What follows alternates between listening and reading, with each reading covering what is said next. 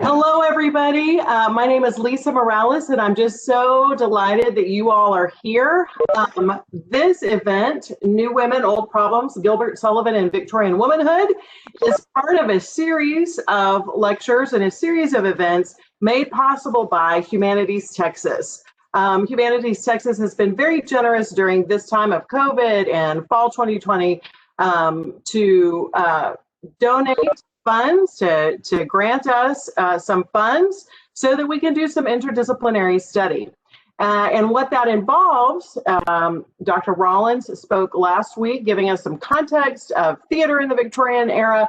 Dr. Ferron is speaking this week about the role of women, and that is going to be fascinating. At the same time, some of our music students are studying Gilbert and Sullivan literature and getting some coaching in terms of performance practice and song interpretation.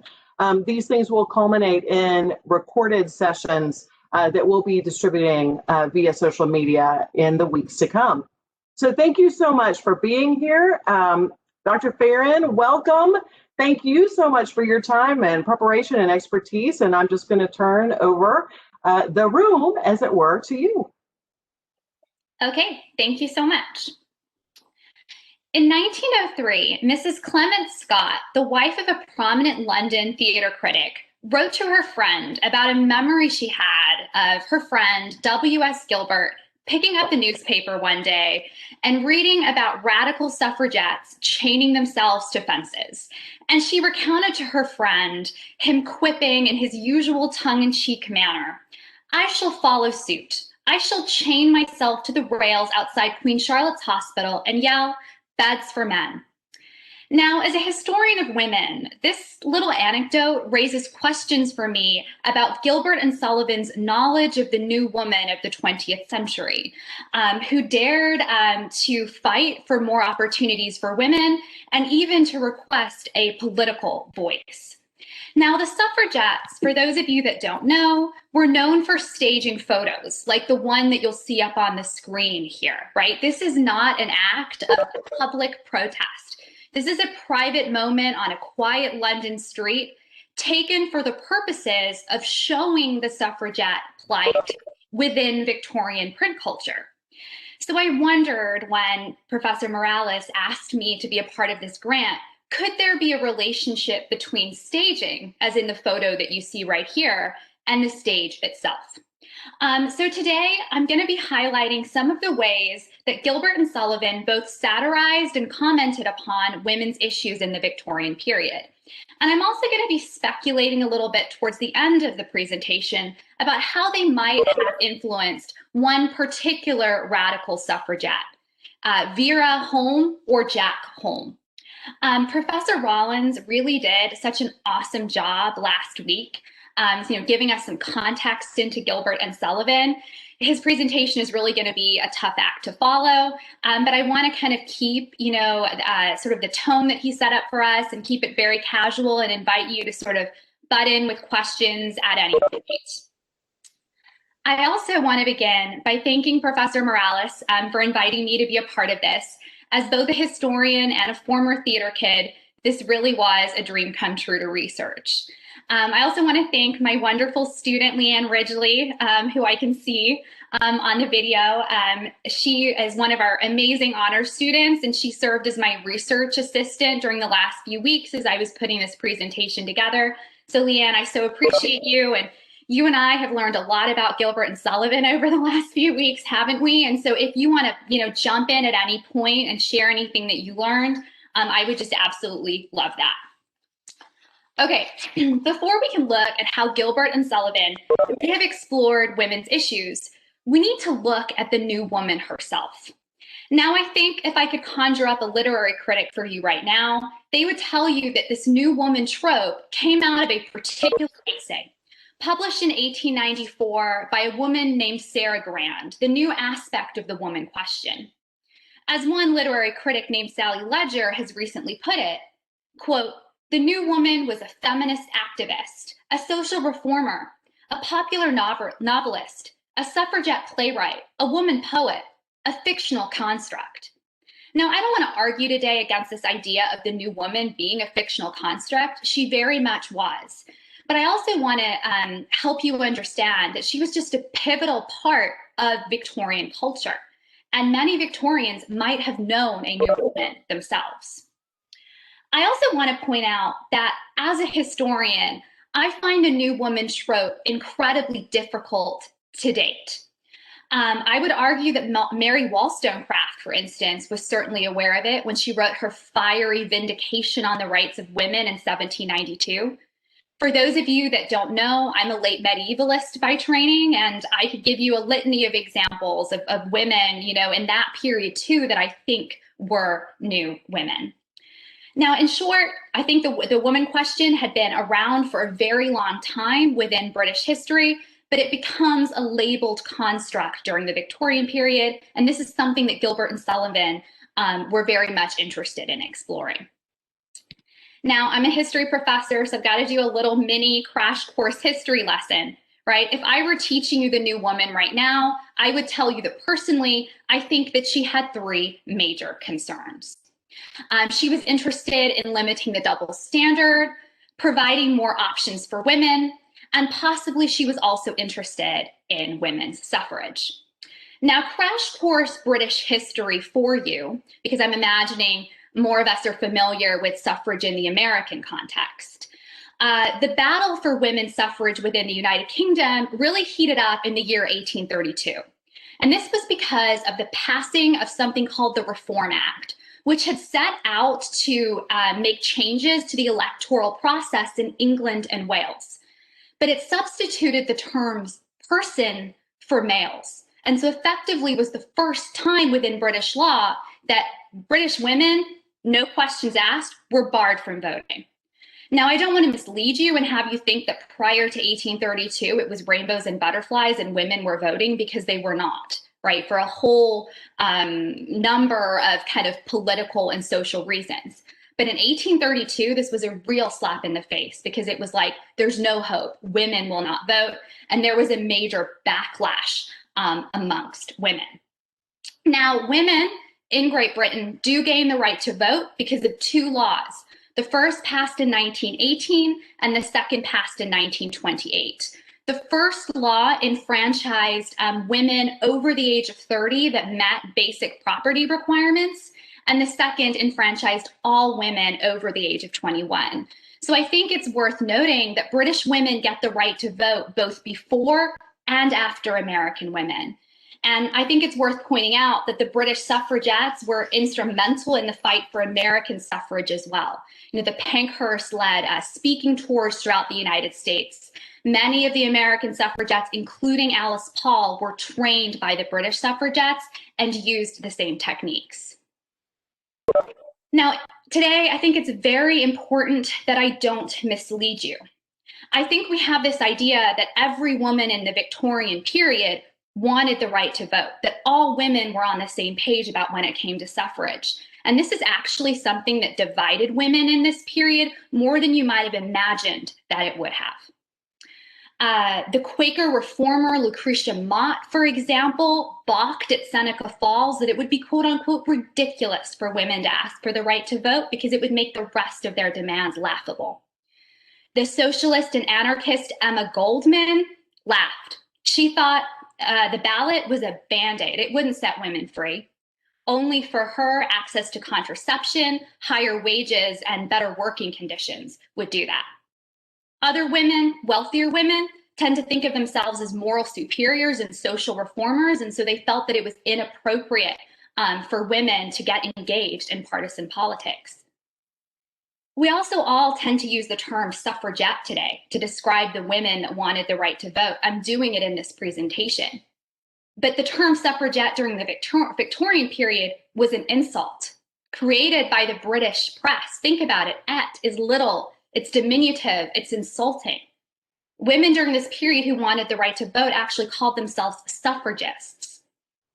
Now, later on in the Victorian period, we do see some more radical women sort of reclaiming this word, trying to make the term suffragette positive, and that's why I think it's latched on to our vocabulary. But we still see more conservative women using the term suffragist. All right.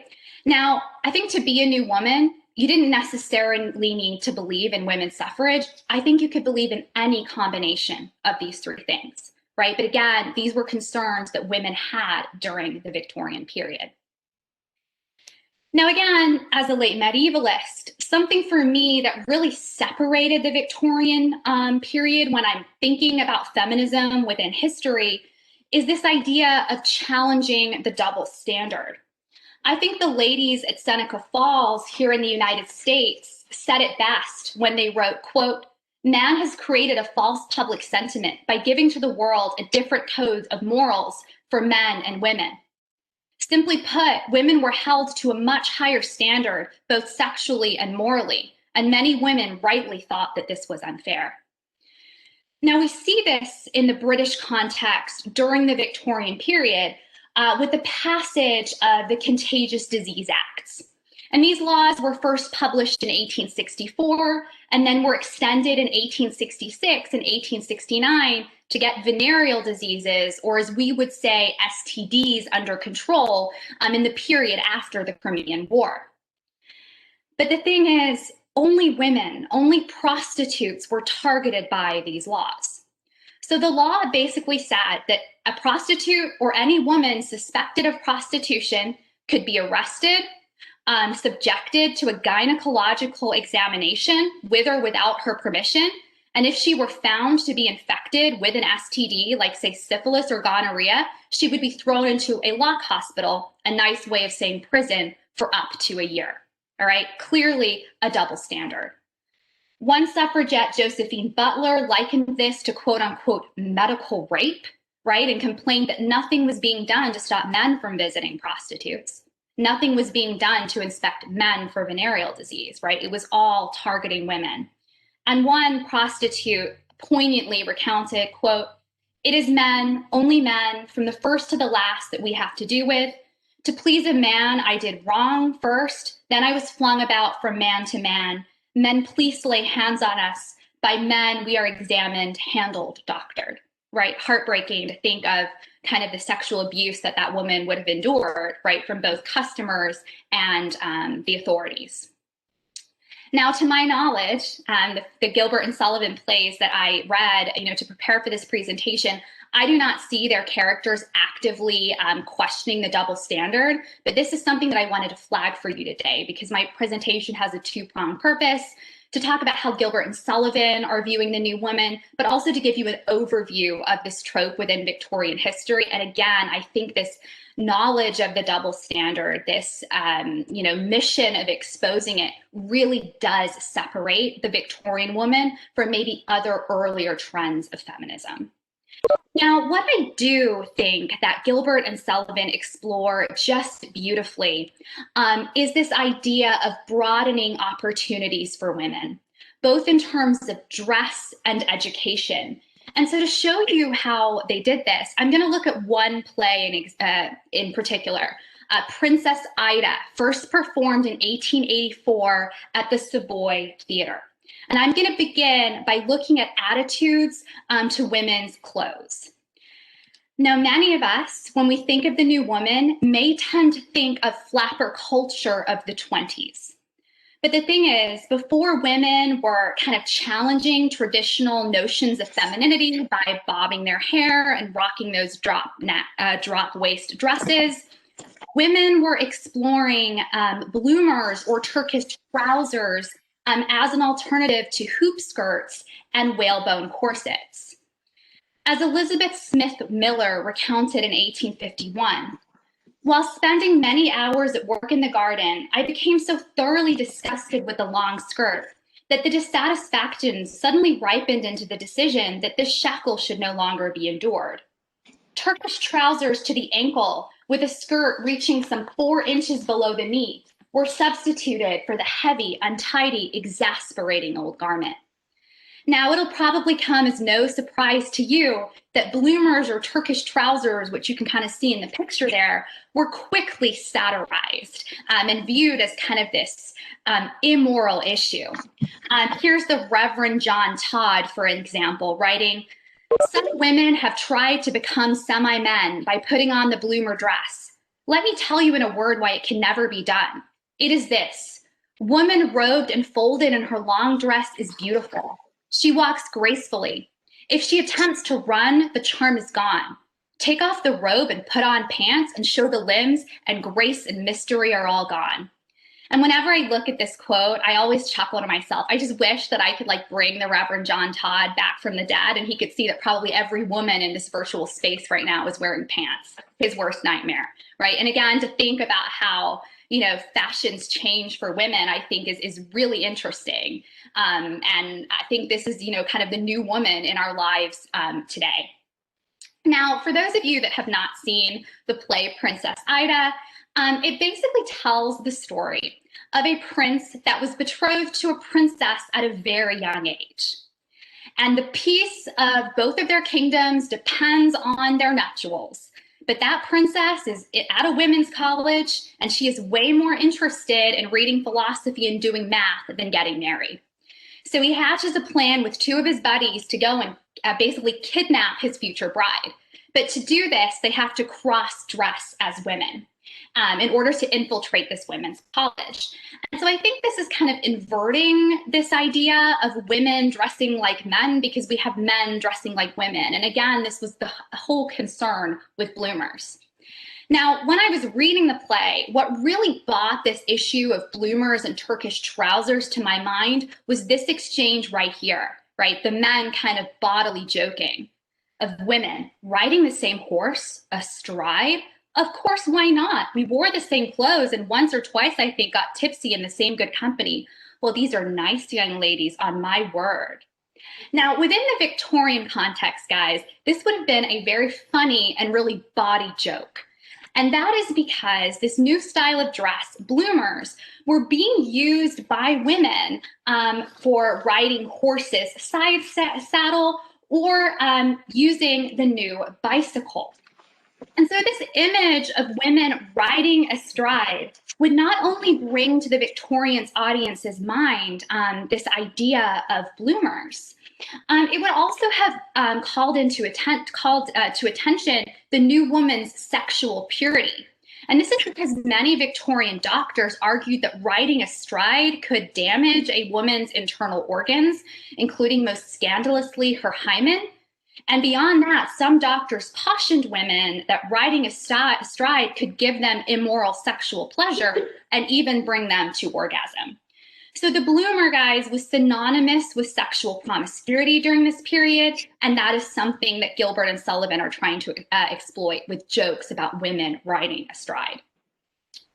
Now, what is perhaps even more telling about Gilbert and Sullivan's knowledge of the new woman trope is the setting of this play, a women's college. Now, education for women had been expanding throughout the time period. With the founding of Queen's College in Harley Street in 1848, for example. And not everybody was happy about it. Because, by the way, I should also mention that the various colleges within the University of London also began accepting female students. The infamous American psychologist S. Weir Mitchell, if I can even use the term psychologist to describe that man, claimed that educating women and girls would lead to various mental illnesses and defects, including most famously hysteria. And Gilbert and Sullivan capitalized on this throughout the entire play. The play is basically one long joke about educating women, claiming things like this: women's college, maddest folly going, what can girls learn within its walls worth knowing? Now, Gilbert and Sullivan, they're clearly poking fun at bloomers. You know, they're poking fun at women's colleges. But I think ultimately what they're doing is they're poking fun at women's rejection of marriage in favor of seeking other opportunities like education. As the princess proclaims, "I will die before I call myself his wife." So under the Victorian cult of domesticity and this idea of separate spheres for the moneyed classes, marriage was viewed as the highest aspiration for women. But the reality of the Victorian period was that not every woman could get married. And this is because of the simple fact that women outnumbered men. As a matter of fact, by 1841, there were 500,000 more women in Great Britain than men. And this number just climbed throughout the period. And despite this simple fact that many women would never get married, single women had less rights than married women. Single women could not travel alone. And what is perhaps notable for the content of this presentation and this grant is that single women needed a male chaperone to go and watch a play, right? Whereas married women could go by themselves.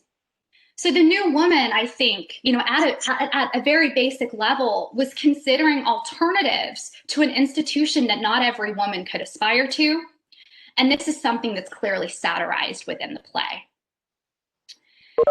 Now, more radical women, and more radical new women, I should say, were notorious for attacking men and the patriarchy. With the Contagious Disease Acts in mind, Christabel Pankhurst likened all men to quote unquote venereal diseases.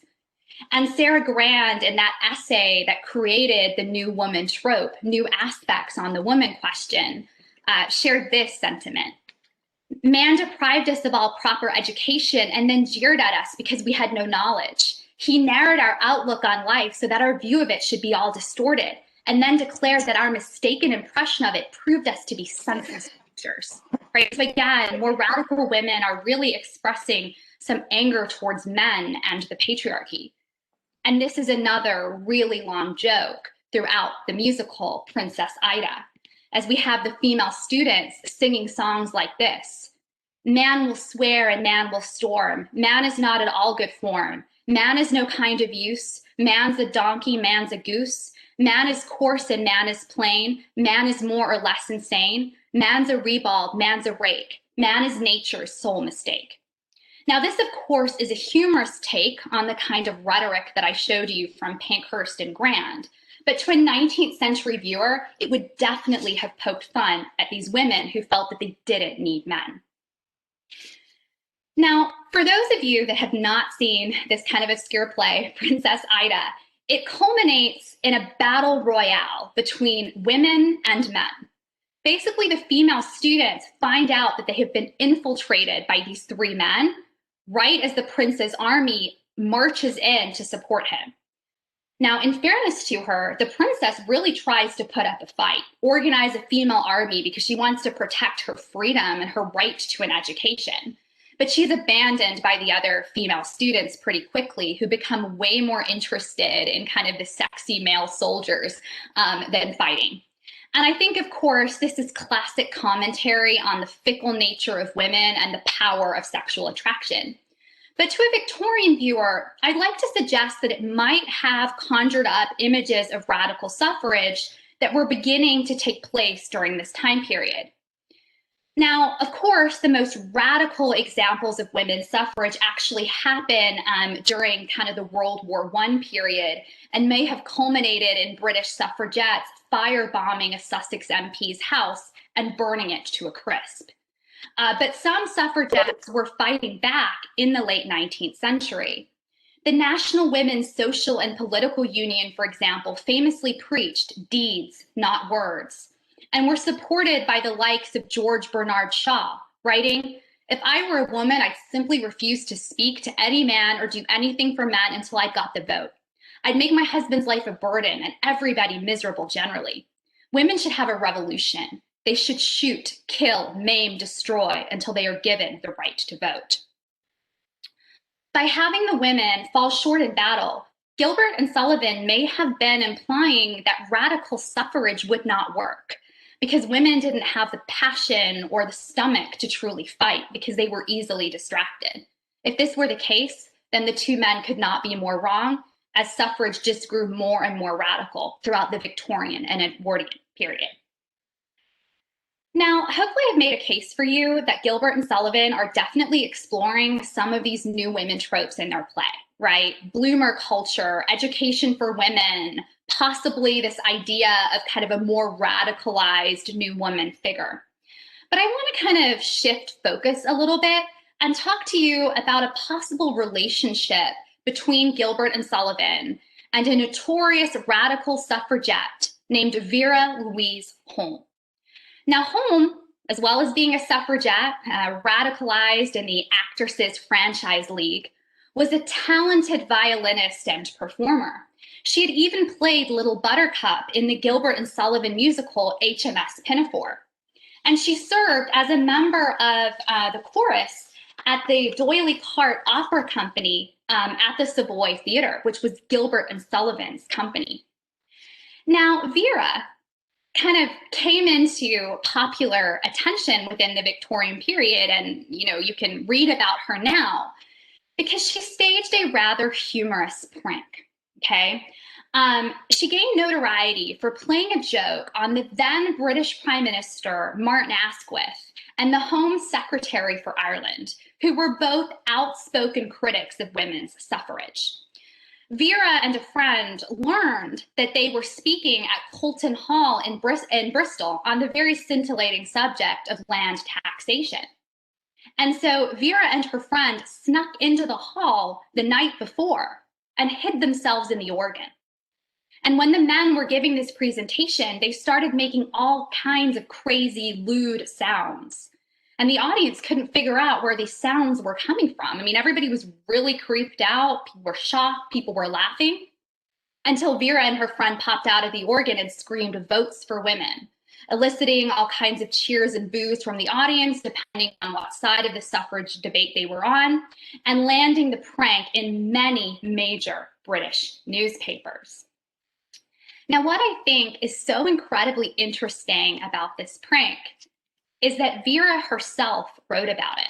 She wrote a song which she published in a suffragette newspaper, and she made the choice to base her song off of a Gilbert and Sullivan song, The Last Chord. And so you'll see the last chord there on one side of the screen. I won't read all of it to you, but it begins, "Seated one day at the organ, I was weary and ill at ease, and my fingers wandered idly over the noisy keys."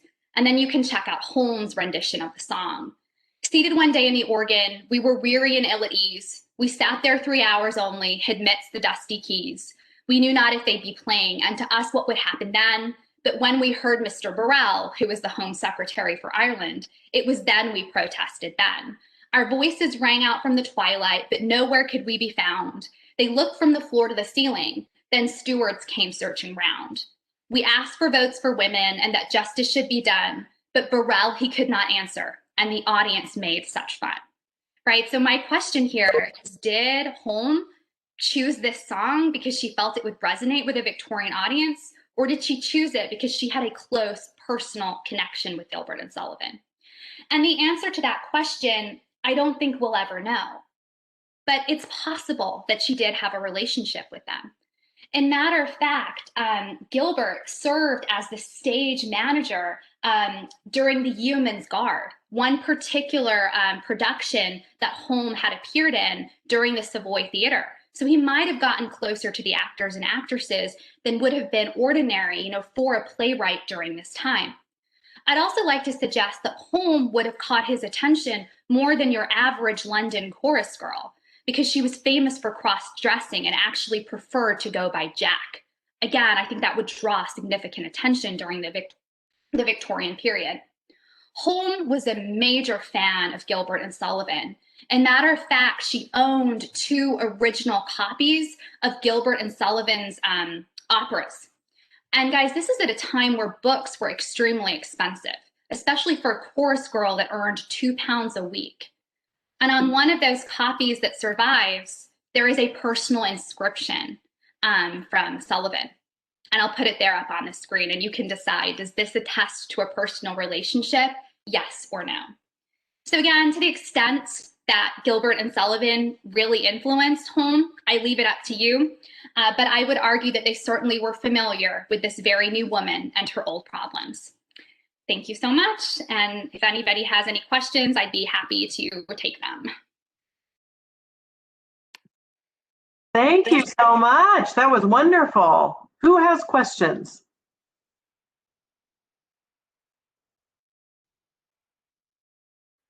I've taken a few notes, and this is not related to either Gilbert or Sullivan, but which British politicians did support the women's right to vote in the early part of the 20th century? That's such a great question, Professor Rollins. And the truth is, I'm not really sure.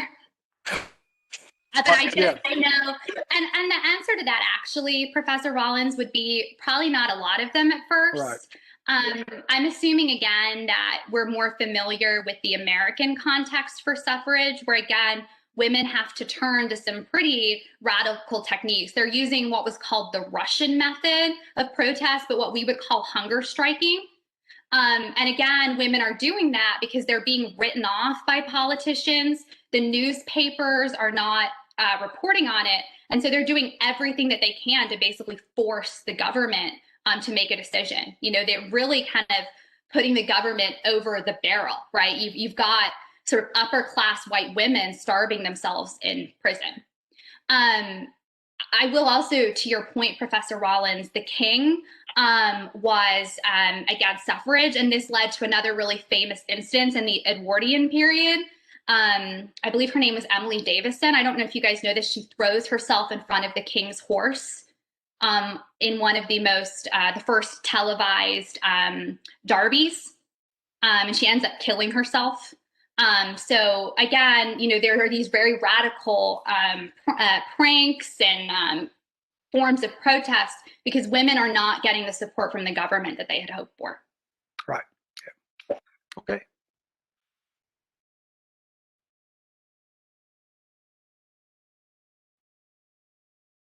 So it sounds to me, in terms of Gilbert and Sullivan, from your presentation, they kind of took well, I was going to say middle of the road approach, but not really middle of the road approach. They were pushing boundaries and making a social statement about the role of women, and yet perhaps not going so far to the extreme.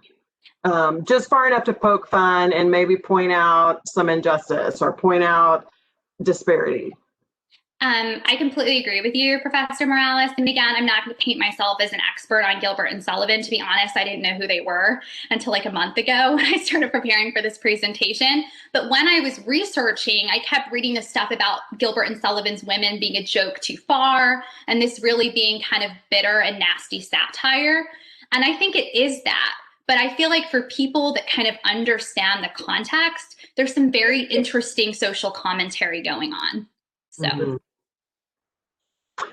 You know, the Victorian era to me is such a conundrum because it's this time period in which, you know, you have to cover the table legs of the dining room table because it's immodest to show table legs. And yet you've got this slapstick comedy that's also a product of that era too. And so there's such a unique and interesting tension there.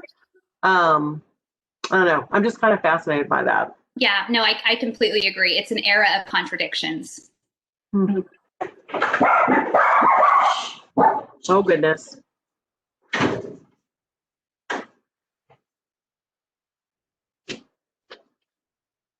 Other questions, thoughts? This may be a question maybe to Professor Rollins as well, because I wasn't able to get on last week.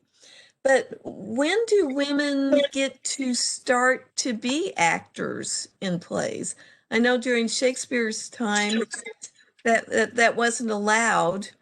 And then we're talking about Gilbert and Sullivan and, you know, the satire that's kind of making fun of women who are pushing the envelope. When do women actually get to be actors? To my understanding, it's during the Restoration period. And Professor Rollins, I don't know if you have more knowledge on this than I do, but being an actress was not necessarily a great thing for women. It was synonymous with prostitution. You know, I don't know that it was this rainbows and butterflies moment of liberation. Professor Rollins? Yeah, exactly. It was 1660. And it was when the Puritans had closed and Charles and all the acting companies came back from Paris. Paris had, as far as I know, you're the medievalist, had always allowed on stage, but certainly they did in the 17th century. So when they come back, they allow women to perform the female roles. And you're exactly right. It was a mixed bag. There were certainly a number of actors, female actors, who were just like now, the toast of the town. But there was always the sometimes subtle, sometimes open condemnation that they're engaged in acts of immorality, even by being on the stage. But it, like, I'm trying to sell it. But there were also the first era where you had the first female playwright, the first woman to earn a living as a writer in England was Aphra Behn. So yes, so the short answer, sorry, Barbara, 1660. You're right, April 1660. Hey, Dr. Ferron, it's Leanne. Hey, Leanne. I don't have a question, but I just wanted to tell you, I appreciated this connection between Vera because I read about Vera too. I appreciate that connection about Vera and how realistically she probably had a personal relationship with them. And then this whole idea that she was going by Jack and she was wearing men's clothes and the note in the book and all of these things, I just love that. So that really resonated with me. So thank you for sharing that, because even though I had read about her and knew that she was one of their actresses, I never really put together that she likely had a relationship with them. And so that was really good. Thank you. Yeah, you're welcome. And I just would say she's such an interesting figure. She goes on to be the chauffeur for the Pankhurst sisters, that are two of the most radical suffragettes within the British context. She serves in World War I, as a transport officer. So she really has a very colorful life. Mm-hmm.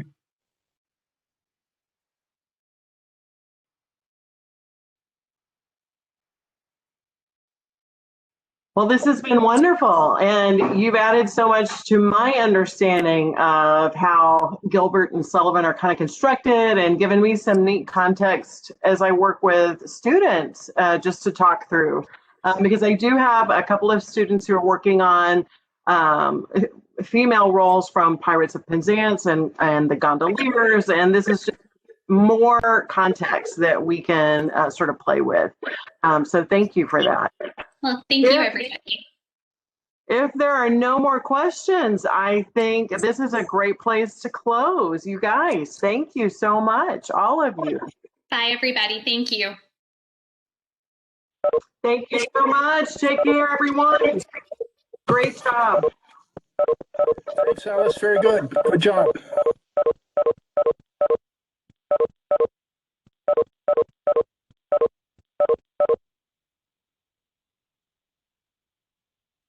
Thank you so much, Dr. Ferron, and everyone else. Here, Catherine.